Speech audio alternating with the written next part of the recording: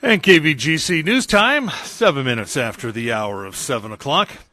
Well, Calaveras law enforcement officials have issued a silver alert and are asking the public's help to locate a local woman. Calaveras County Sheriff's Office is asking for the public's assistance regarding the disappearance of 87-year-old Helen Coltrop of San Andreas. She is described as a white female, 5 foot 8 inches tall, about 200 pounds, with short gray curly hair and blue eyes.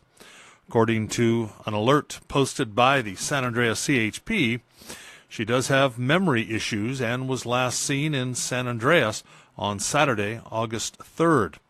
She drives a 2010 Toyota Yaris 4-door with the California license plate 6WWY181. If you see her or her vehicle, please contact 911 or the Sheriff's Office at 754-6500. Photos and more information are posted on the KVGC Facebook page.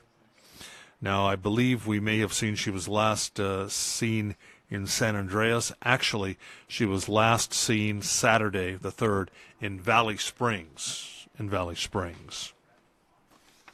Well, the Ione Police Department is currently investigating a recent rash of mailbox break-ins. According to reports, the Ione Police Department received calls regarding at least 2 cluster-type mailboxes that appeared to have been broken into during the weekend. The PD is asking city residents to keep an eye out for suspicious activity around mailboxes and in neighborhoods. These types of crimes go from start to finish in less than a minute, so quick reporting is essential. If you believe something is suspicious, please contact Amador County Sheriff's Dispatch at 223-6500 or call 911. If possible, get a description of the person or persons and or vehicle. That'll help responding officers in apprehending any suspects. Well, Calaveras County is following the lead of Amador and Tuolumne counties by working towards adopting a new voting process.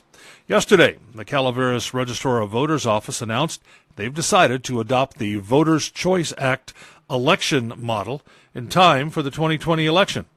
Back in 2002, state law was amended, allowing voters to permanently register as voters by mail, or VBM.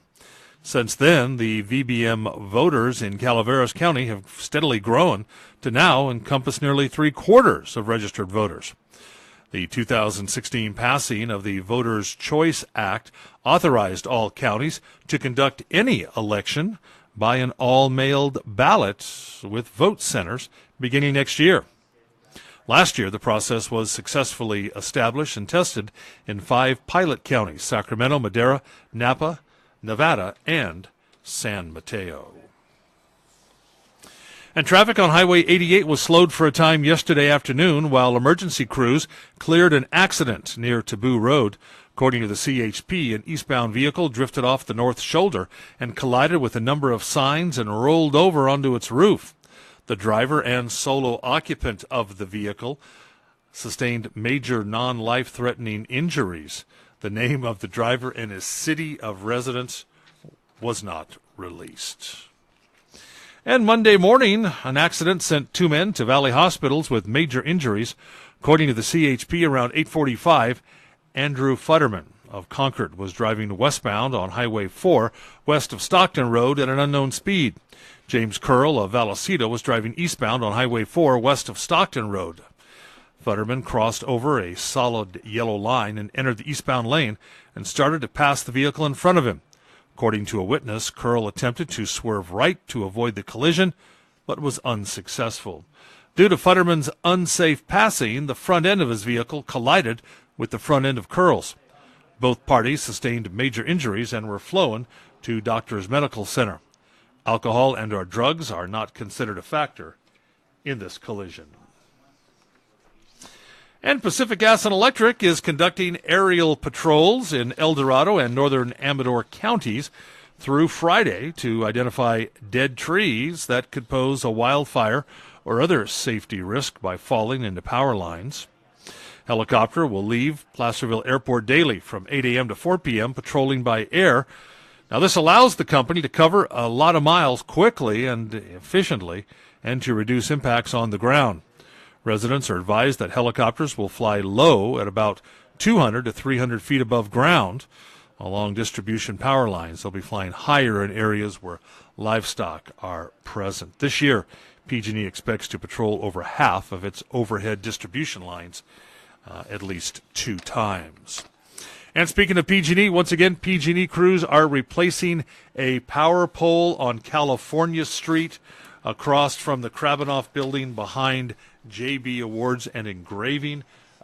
This will affect power to JB's, and they will be closed. JB's Awards and Engraving will be closed today. California Street is closed in both directions and will be closed through pretty much the better part of the morning and into the early afternoon. PG&E says anywhere between 4 to 6 hours. Well, that's a look at local news on a Gold Country Tuesday morning from the KVGC News Center. I'm Jim Geedy reporting. Remember, for the latest news, traffic, and weather 24 hours a day, you can always visit our website. That's kvgcradio.com.